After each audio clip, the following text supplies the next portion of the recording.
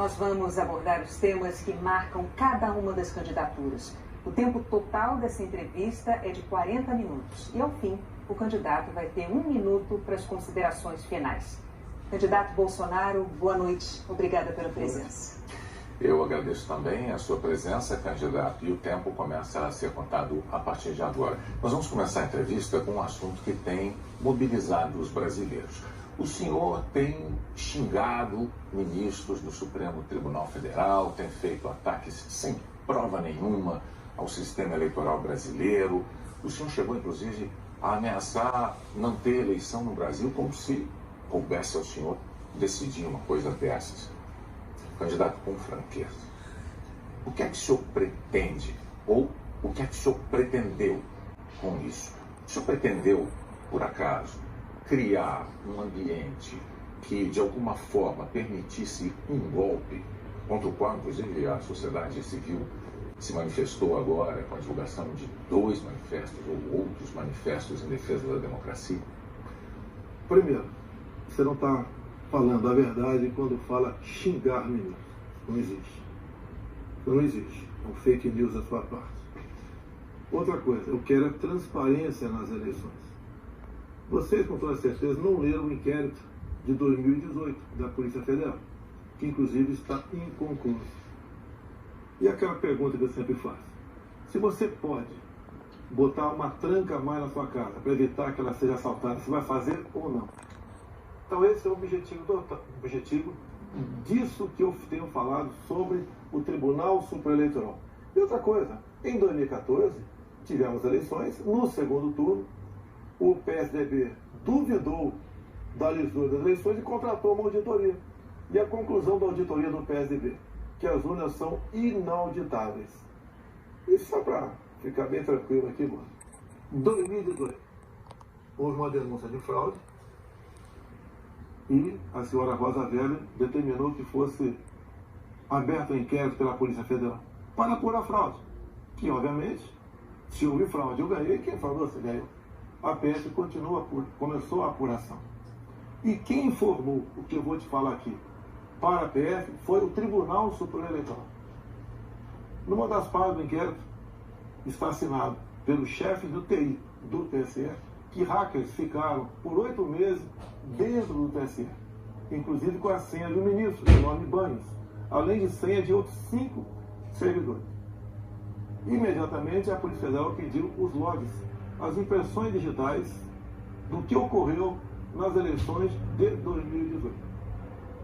O TSE podia ter informado no mesmo dia, mas 7 meses depois, o TSE informou que os logs haviam sido apagados. Então a grande interrogação é exatamente essa daí. Nós devemos evitar que dúvidas pairem por ocasião das eleições agora desse ano. Nada mais além disso. É curioso que o senhor se refira a esse episódio, porque o senhor, inclusive, foi acusado de ter divulgado informações sigilosas de investigações inconclusivas. Mas sobre a transparência que o senhor afirma defender das urnas, órgãos fiscalizadores como o Tribunal de Contas da União, a Advocacia Geral da União, associações de juízes, associações de juristas, associações de delegados da Polícia Federal, todos já atestaram a segurança das urnas eletrônicas. Eu vou além. A transparência e a segurança das urnas eletrônicas tem sido motivo de orgulho da maioria da população brasileira. Agora, o senhor começou a sua resposta afirmando que eu tinha cometido fake news. Em nome da verdade, candidato, o senhor xingou o ministro do Supremo de canalha. O senhor fez isso com o microfone. Então, e ele vinha fazendo contra mim. Mas, candidato, eu lhe perguntei qual era o seu propósito. Lembra a pergunta que eu fiz ao senhor? Qual era o seu propósito? Falou ministro. Foi um ministro específico. Senhor. Então, tá refeita aqui a dúvida? Mas não, é que o senhor disse que eu cometi fake news. Só para esclarecer, a pergunta que eu lhe fiz é: qual era o seu propósito ao xingar um ministro de canalha e ameaçar não permitir que as eleições fossem realizadas, se isso não lhe compete fazer? Não é uma atribuição do presidente da República, é uma atribuição constitucional. Quem vem sendo perseguido o tempo todo por um ministro supremo sou eu. Um inquérito completamente ilegal. E as medidas que enviam sendo tomadas por esse ministro eram contestadas. Lá atrás, inclusive, a procuradora Raquel Dodge deu um parecer para que esse inquérito deixasse de existir. E continua existindo. A temperatura subiu. Hoje em dia, pelo que tudo indica, está pacificado. Espero que seja uma página virada. Até você deve ter visto, por ocasião da posse do senhor Alexandre de Moraes, um certo contato amistoso nosso lá.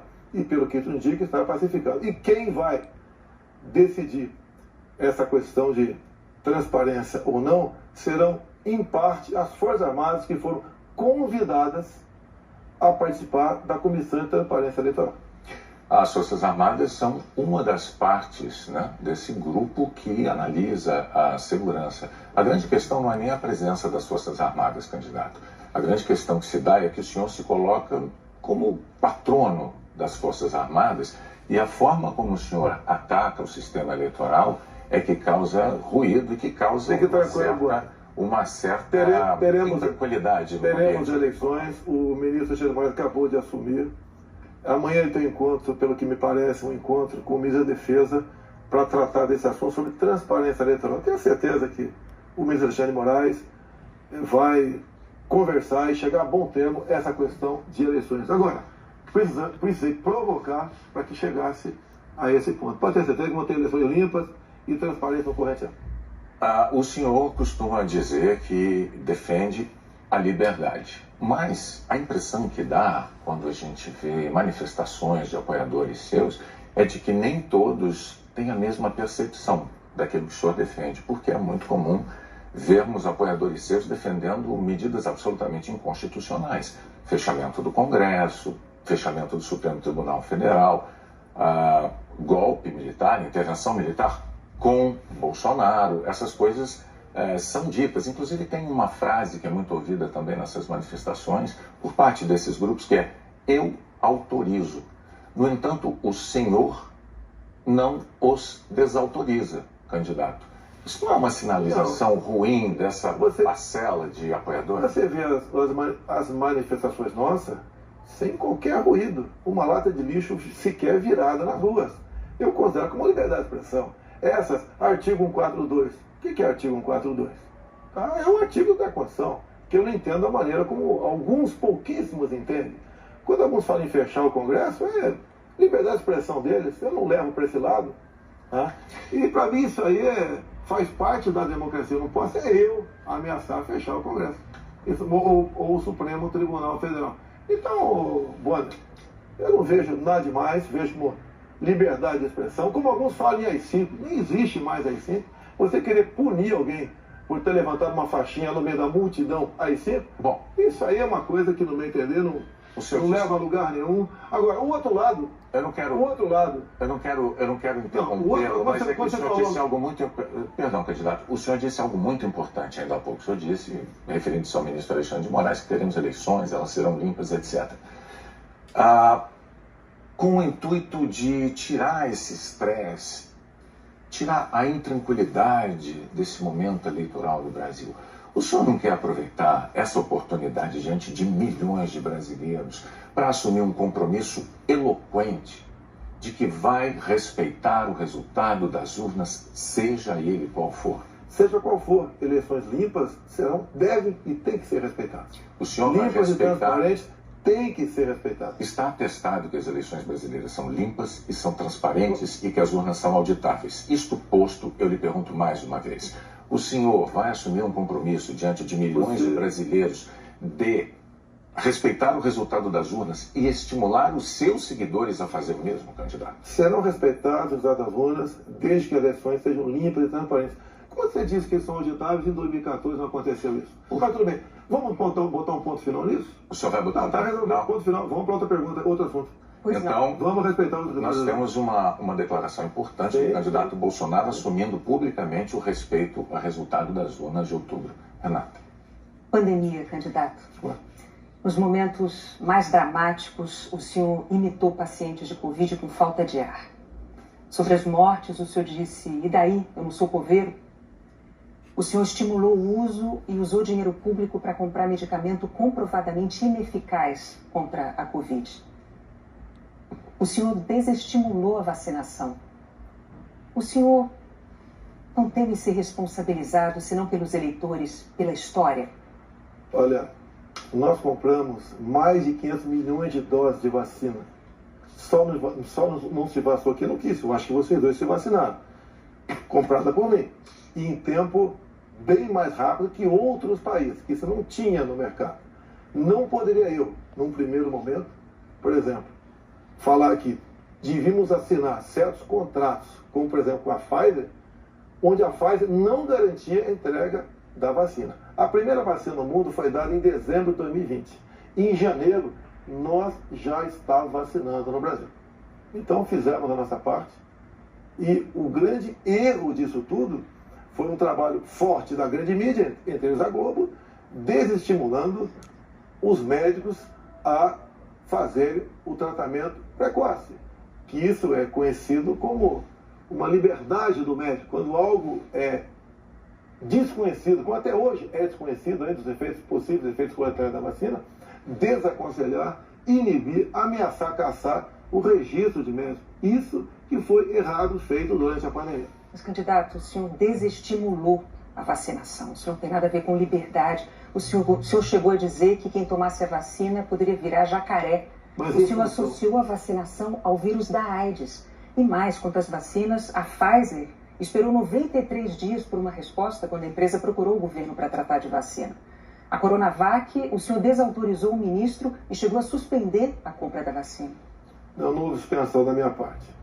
A questão da Pfizer. No contrato da Pfizer estava escrito: não nos responsabilizamos por qualquer efeito colateral. Outra coisa, a Pfizer não apresentou quais seriam os possíveis efeitos colaterais. Eu usei uma figura de linguagem. Jacaré. Figura de linguagem? Sim. Você sim. acha que é o caso de brincadeira? Não é brincadeira isso. Isso faz parte da literatura portuguesa. Então, brincadeira é, num momento difícil para o Brasil, a imprensa desautorizar os médicos pela sua liberdade de clinicar. Esse foi o grande problema. E outra coisa, eu não errei nada do que eu falei. Eu falei nisso da pandemia, que nós devíamos tratar dos idosos, pessoas com comorbidade, e o resto da população trabalhar.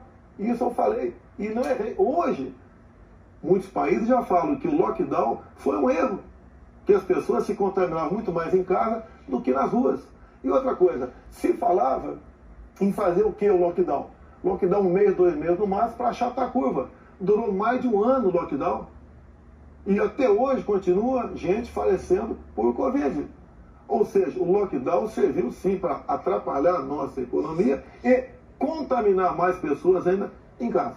Candidato, mas as medidas socioeconômicas importantíssimas, elas foram adotadas por governos no mundo inteiro justamente para sustentar o fique em casa no pico da pandemia, fique em casa se puder. Para que as pessoas pudessem proteger a própria vida e ao mesmo tempo receber um amparo econômico. Para evitar o colapso dos hospitais, aliás, como nós vimos em Manaus. Pessoas morrendo com falta de oxigênio por um erro de logística e gestão do seu ministro da Saúde. Negativo. Menos de 48 horas estavam chegando já cilindros lá em Manaus. Lá foi uma coisa atípica, anormal, que aconteceu de uma hora para outra. Menos de 48 horas, cilindros começaram a chegar em Manaus de alguns pontos do Brasil. Fizemos a nossa parte em Manaus. Não faltou da nossa parte recursos bilionários para governadores e prefeitos enfrentarem a Covid, construir hospitais de campanha. Então fizemos a nossa parte. Raro país do mundo que fez algo melhor do que nós fizemos. E o resultado, até o OMS reconhece isso daí. Fizemos a nossa parte. O senhor mencionou 48 horas, o fato é que Manaus ficou uma semana, mais de uma semana, 9 dias, sem receber o apoio às pessoas com falta de oxigênio nos hospitais. Não é verdade isso. Agora, não é verdade. Candidato, sobre o seu comportamento, com as frases que eu mencionei, imitando pacientes com falta de ar, muitos viram isso como um sinal de falta de compaixão. Eu queria que você botasse no ar eu imitando falta de ar. Realmente... Mas falta de compaixão... Bom, então você começou a mudar. Desculpe, você começou a mudar, tudo bem. Então eu completar a minha frase. Muitos viram isso como uma falta de compaixão, de solidariedade com os doentes, com as vítimas, com os parentes das vítimas. O senhor se arrepende? A solidariedade, eu me manifestei conversando com o povo nas ruas, visitando a periferia de Brasília, vendo pessoas humildes que foram obrigadas a ficar em casa sem ter um só apoio do governador ou prefeito. Isso que aconteceu. E nós fizemos exatamente o quê? Demos o auxílio emergencial imediatamente. 68 milhões de pessoas humildes começaram a receber o auxílio emergencial. Eles estavam condenados a morrer de fome dentro de casa. Isso não se arrepende das declarações? Ou ir para a rua, fazer o que não queriam. Poderiam ter um caos na rua, caos porque pessoas com fome iam para a rua. Criamos imediatamente o auxílio emergencial.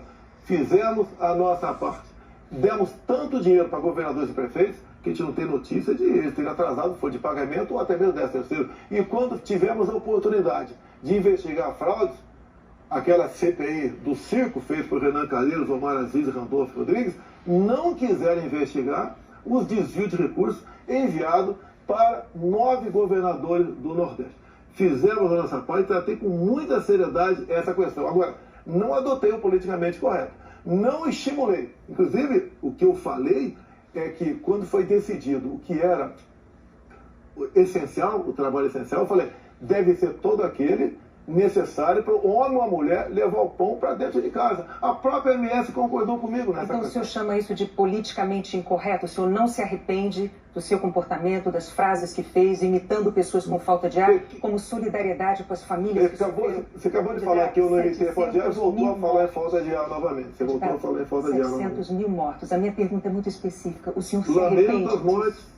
Não tem que não perder um parente, um amigo. Lamento as mortes. Agora, não poderia ser tratada a Covid da forma como começou a ser tratada. E quando você fala em tratamento precoce, lembre-se que no protocolo do Mandetta tinha tratamento precoce lá, mas só em casos graves, onde eu não concordei com ele. No início, o protocolo do Mandetta era vá para casa. Quando sentir falta de ar, procura um hospital. Falei, procurar para quê se não tem remédio? E não tinha vacina também naquele momento. Bom, vamos falar de economia? Eu só queria observar, a Renata não retirou observação sobre o fato de o senhor ter imitado pessoas com falta de ar. Ela disse, não. Ela disse que o senhor imitou gente com falta de ar e que faltou também a solidariedade. Foram as duas coisas. Isso eu não respondeu. Mas, candidato, o senhor já deixou claro que o senhor acha que mais brasileiros se contaminaram por ficar dentro de casa sem se expor. Não, o senhor disse isso. Nova York, mostra isso aí. O senhor disse isso. Então vamos agora para a economia. Dentro de casa do que fora de casa. Vamos para a economia. Vamos para a economia, que é um tema que o senhor também gostaria de abordar certamente. Em 2018, como candidato, o senhor disse assim, numa entrevista: eu sei do que é que o povo precisa. Inflação baixa, taxa de juros menor, dólar menor. Aí veio o seu governo, os juros básicos da economia dobraram, a inflação mais que dobrou, o dólar que estava em R$ 3,90 está em mais de R$ 5,00. É verdade que tudo isso se deu num cenário de pandemia e num cenário também de guerra na Ucrânia. Ocorre que esse cenário não mudou, não é? A pandemia não acabou, infelizmente, e a guerra da Ucrânia é uma realidade ainda. Pergunto, candidato, qual é o seu plano, uma vez reeleito, para cumprir num segundo mandato as promessas que o senhor fez em 2018 para a economia? Primeiro, as promessas foram frustradas pela pandemia, por uma seca enorme que tivemos no ano passado e também pelo conflito da Ucrânia com a Rússia. Se você pegar os dados de hoje, você vê o Brasil como talvez o único país do mundo com uma deflação. Um país onde vai ter uma inflação menor do que, por exemplo, a Inglaterra, menor que os Estados Unidos. Você vê também que a taxa de desemprego tem caído no Brasil. Os números da economia são fantásticos, levando-se em conta o resto do mundo. Nós não podemos, se fosse apenas o Brasil com esse problema, eu seria o responsável. O que nós pretendemos fazer? É continuar exatamente na política que estamos fazendo desde 2019. A grande vacina a favor da economia em 2019 foram reformas, como por exemplo da Previdência. Foi, por exemplo, a Lei da Liberdade Econômica. Foi a modernização das NRs, das normas regulamentadoras. Milhares de normas nós deixamos de lado, nós revogamos. Então, a grande reforma da economia foi feita, a grande vacina foi feita em 2019. E fez com que nós pudéssemos suportar 2020. Nós pegamos 2020 e 2021 e tivemos um saldo positivo de quase 3 milhões de empregos no Brasil. Diferente de 2014 e 2015, que tivemos uma perda de quase 3 milhões de empregos no Brasil. Isso é sinal do quê? competência da equipe econômica. Programas como, por exemplo, o Pronamp e o BEM preservaram mais de 10 milhões de empregos no Brasil. O próprio auxílio emergencial, no primeiro momento R$600, fez com que a economia, em especial nos pequenos municípios, o município não colapsasse. Então essas medidas, entre outras, fizeram a gente romper 2020 e 2021. 22, quando veio a guerra agora, problemas nós tivemos. Fui na Rússia negociar fertilizantes com o presidente Putin. Se não tivesse ido, não teria fertilizante para a nossa safra agora, nesse segundo semestre. Não, isso é importante. Não. Isso garantiu que a segurança alimentar do nosso Brasil e do mundo. Só para concluir, então, no segundo mandato, o senhor daria sequência aos planos que foram estabelecidos e desenvolvidos no primeiro mandato. Você vai ver, Bonner, nós somos o 7º país mais digitalizado do mundo. Tá? Nós fizemos muita coisa no Brasil, atendemos realmente a todas as camadas da sociedade. Só agora, na questão do IPI, a proposta do Paulo Guedes, que está parada no Supremo Tribunal Federal, nós pretendemos diminuir impostos de 4 mil produtos em 35% de IPI. No segundo mandato. Não, nesse agora. É que a proposta parou no Supremo Tribunal Federal. Estamos há semanas. Agora, senhores, para que a gente possa abordar... Isso começou há 2 meses a redução de IPI, não foi de agora. Para que nós possamos abordar nessa entrevista o maior número de temas, vamos prosseguir, vou falar sobre meio ambiente. Em 2020, o seu então ministro do Meio Ambiente, Ricardo Salles, disse que era para aproveitar que a imprensa toda estava focada na cobertura da pandemia para ir desregulamentando as leis ambientais, o que ele chamou de passando a boiada. Fato é que, no seu governo, a taxa anual de desmatamento da Amazônia deu um salto, é a maior em 15 anos. O senhor continua apoiando essa política de desregulamentação? Olha, você tem que pensar que na Amazônia você tem quase 30 milhões de habitantes lá. Tem 30 milhões de brasileiros na Amazônia. Primeira preocupação é essa. Outra, qualquer propriedade lá tem que preservar 80% e pode usufruir de 20%. Eu tentei, nos primeiros 2 anos de mandato, fazer a regulação fundiária, para saber, por exemplo, qualquer local desmatado ou com foco de calor, de quem é o CPF daquela propriedade. O presidente da Câmara não colaborou para botar essa proposta avante. Agora, quando se fala em Amazônia, por que não se fala também agora na França, que há mais de 30 dias está pegando fogo? A mesma coisa está pegando fogo na Espanha e Portugal. Califórnia pega fogo todo ano. No Brasil, infelizmente, não é diferente. Acontece. Grande parte disso aí, alguma parte disso aí é criminoso, sei disso. Outra parte não é criminoso. É o ribeirinho que toca fogo ali na sua pequena... Uma coisa é incêndio natural, outra coisa é o desmatamento. Mas tem incêndio... O Pantanal Sul-Mato-Grossense é comum pegar fogo de forma espontânea. Agora, candidato, a favor das críticas dos especialistas à sua política ambiental, tem os números. No seu governo, a taxa anual de desmatamento da Amazônia saltou de 7.500 km² em 2018 para 13 mil ano passado. O levantamento do MAP Biomas mostrou que 97% dos alertas de desmatamento emitidos desde 2019 não foram fiscalizados pelos órgãos responsáveis, 97%.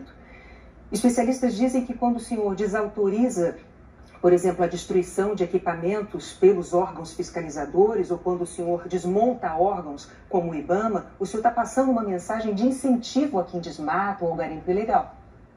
Primeira coisa, a destruição, como dá em lei, é se você não puder retirar o equipamento daquele local. O que vinha acontecendo, e ainda vem, infelizmente, é que o material pode ser retirado do local, porque se chegou lá, pode ser retirado. E há o abuso de uma parte. E como eu disse para você, tem locais... De qual parte? Tem locais na Amazônia ali que é permitido. Mas desculpa, eu não entendi. Abuso de qual parte do órgão fiscalizador? Sim, por parte do IBAMA. Por que, candidato? O que seria Mas o seguinte, o que diz a lei? Na defesa da floresta. O que diz a lei? Um trator, por exemplo, você tem que tocar fogo se não puder retirar daquele local. E muitas vezes o pessoal do IBAMA faz? Toca fogo mesmo podendo retirar o material de lá. Mas a quem interessa defender a posse de um trator utilizado para derrubar árvores na Amazônia, candidato? Mas não está derrubando árvores na Amazônia, está derrubando em áreas, muitas vezes... Mas a lei não fala se o local é permitido ou não. A quem interessa, candidato? A lei não fala. Tem sido destruído, bem ser destruído, a minha orientação é cumprir a lei. Nada mais além disso. Os órgãos fiscalizadores... Olha só, a Amazônia é do tamanho da Europa Ocidental.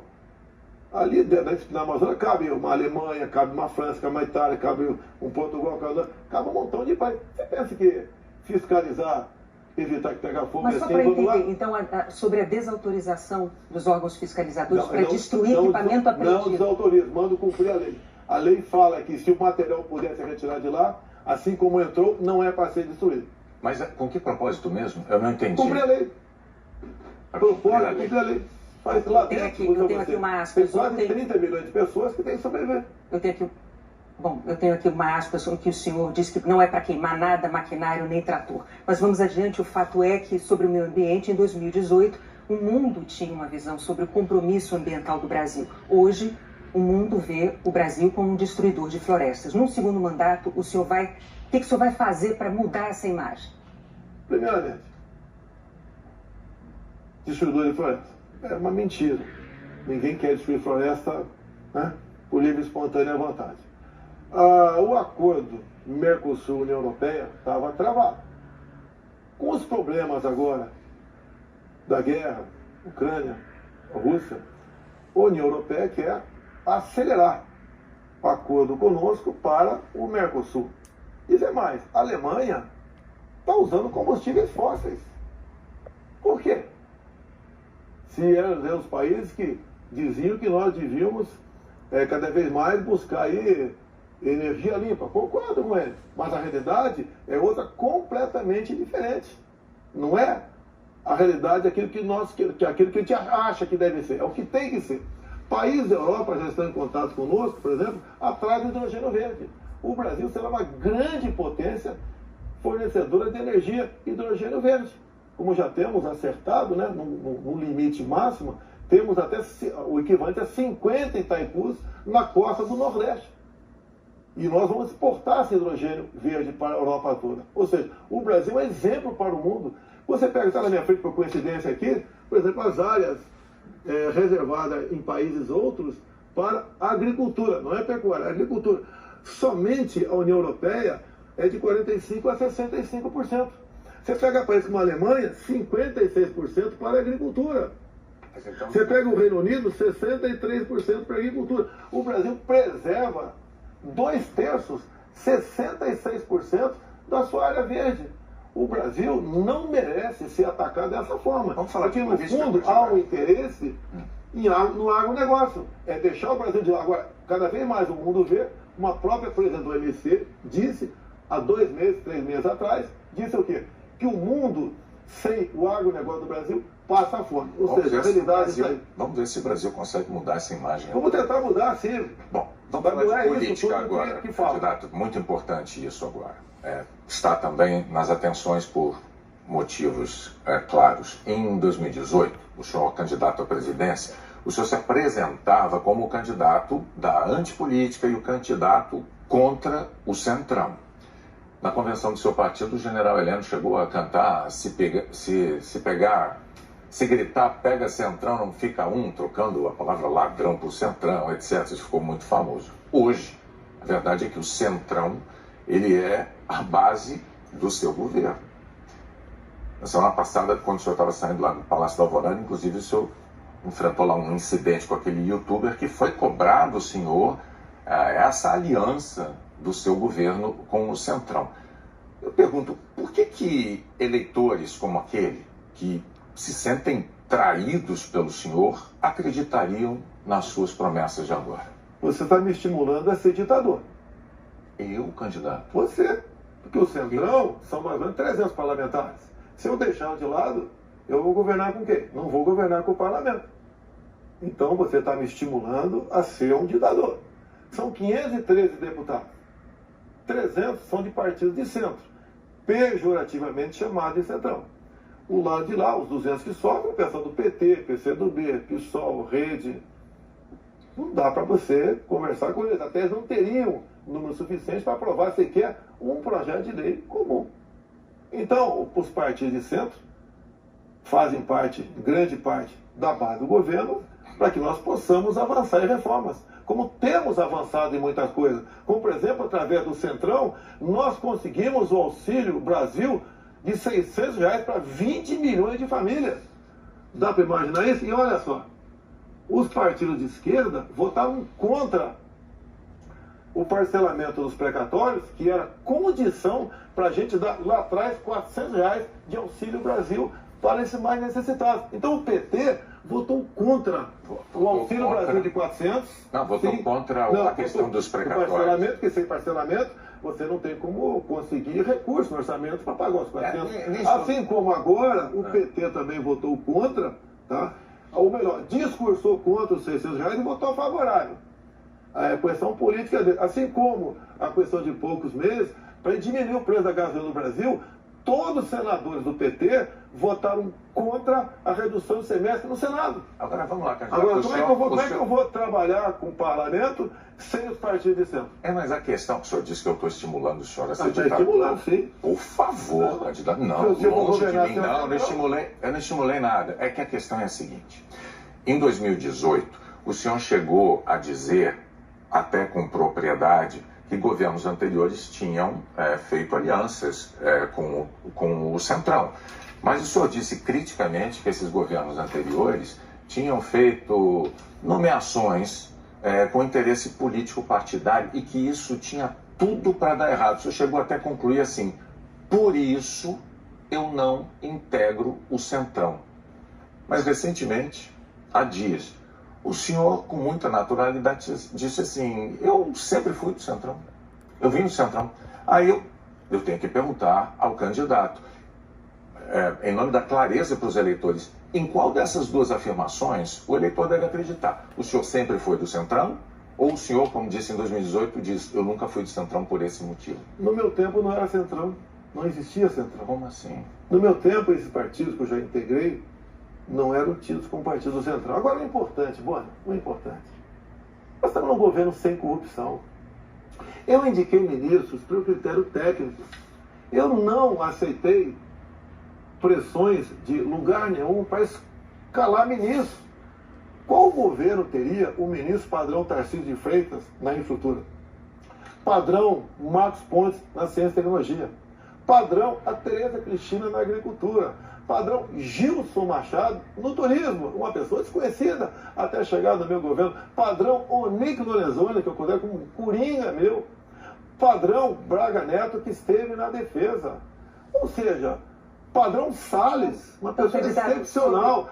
Padrão atualmente o ministro Juca, do meio ambiente. Então essas pessoas que deram um impulsionamento ao governo. Estamos governando com competência e sem corrupção, porque não tem indicação política para esse ministério. Vários ministros, então, aproveitando a deixa, eu vou falar de um tema importantíssimo para o futuro do Brasil, que é a educação. No seu governo, o senhor indicou 5 ministros diferentes. Um deles caiu justamente por um escândalo de ter beneficiado pastores com dinheiro da educação e diz que foi a seu pedido no caso de um dos pastores. Qual é a dificuldade de escolher um bom ministro da educação? Por muitas vezes, depois que a pessoa chega, a gente vê que ela não leva jeito para aquilo. Não foi só da educação. Ele teve acusação. Ele teve morte de prisão. Ele foi preso, inclusive. Agora, conseguiu habeas corpus logo em seguida. Agora, fiquei sabendo depois, né? Que o Ministério Público do DF foi contra a prisão dele. Agora, veja só... Foi contra a prisão dele. Por quê? Não tinha nada contra ele. Se tiver hoje em dia, é outra história. Até aquele momento não tinha nada. A questão de ter 2 pastores, um que está no gabinete dele, qual é o problema? Agora, se ele faz besteira, e se essa pessoa... Agora, nós começamos a investigar o caso dos pastores. Não foi a Polícia Federal. Nós começamos a investigar com a CGU. Agora, só na área da educação, o primeiro-ministro escolhido pelo senhor caiu depois de 3 meses porque, por causa de um escândalo, pediu que professores gravassem slogans de campanha seu. O segundo ministro praticamente fugiu do Brasil depois de ter insultado ministros do Supremo.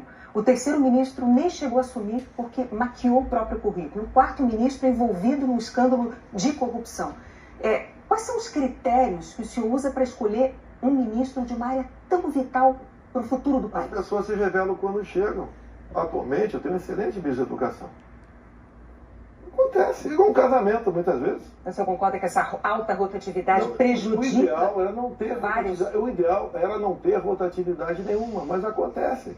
Outros ministros foram trocados também. Bom, por vários motivos. Agora, depois desse escândalo do MEC... que escândalo do MEC, Boni? A saída do ministro... Mas a saída é escândalo, MEC? Não é escandaloso, candidato. Um ministro destinar dinheiro da educação para 2 pastores, dizendo que o presidente da República indicou um deles. Cadê o duto cadê o duto do dinheiro vazando ali? Cadê o dinheiro? Candidato, cadê o dinheiro aparecer? Você não sabe? E está me acusando? Não, está acusando o por isso? O senhor tem todo o direito de achar que não foi um escândalo. Nós vamos adiante. Depois do caso do ministro Milton Ribeiro no MEC, o senhor atenuou um pouco o seu discurso de que não havia corrupção no seu governo. Antes não tinha corrupção. Hoje, o senhor diz que os casos pipocam. Os casos pipocam de corrupção no seu governo. Bom, ao mesmo tempo, vão se acumulando denúncias de interferências suas na Polícia Federal, que é um órgão de Estado, não é um órgão de governo, e um órgão de Estado que o senhor prometeu prestigiar. Como é que o senhor explica para o eleitor essa mudança da sua postura da eleição de 2018 para cá, candidato? Primeiramente, quem me acusou de interferência da PF foi o ex-ministro Sérgio Moro. Falou que a prova da interferência estava numa sessão reservada nossa. Bem, eu não queria, a sessão foi gravada, eu não tinha obrigação de entregar ali a fita. O senhor teve 4 diretores gerais da Polícia Federal e a cada eu não tinha obrigação de entregar a fita. Entreguei a fita. Foi revelado, até com muitos palavrões na reunião de ministros. Não acharam nada. O que acontece? Eu, quando entrego o ministério para alguém, eu dou o ministério para aquela pessoa agir. Tá? A Polícia Federal, com a saída do Sérgio Moro, melhorou e muito na apreensão de drogas, na apreensão de numerários, tá? Em operações, melhorou muito. Em armamento, melhorou. E as pessoas vão mudando. Por exemplo, quando o André Mendonça saiu, porque ele foi para o Supremo Tribunal Federal, eu não considero uma saída da parte dele. Atualmente, temos um delegado da Polícia Federal à frente do Ministério da Justiça. Agora, ninguém comanda a PF, Boni. Se pudesse comandar, o Lula teria comandado, a Dilma, o Temer, seja lá quem for. Ninguém consegue comandar a polícia dessa forma como você está falando aí. É que a Associação dos Delegados da Polícia Federal divulgou recentemente um documento com críticas, né?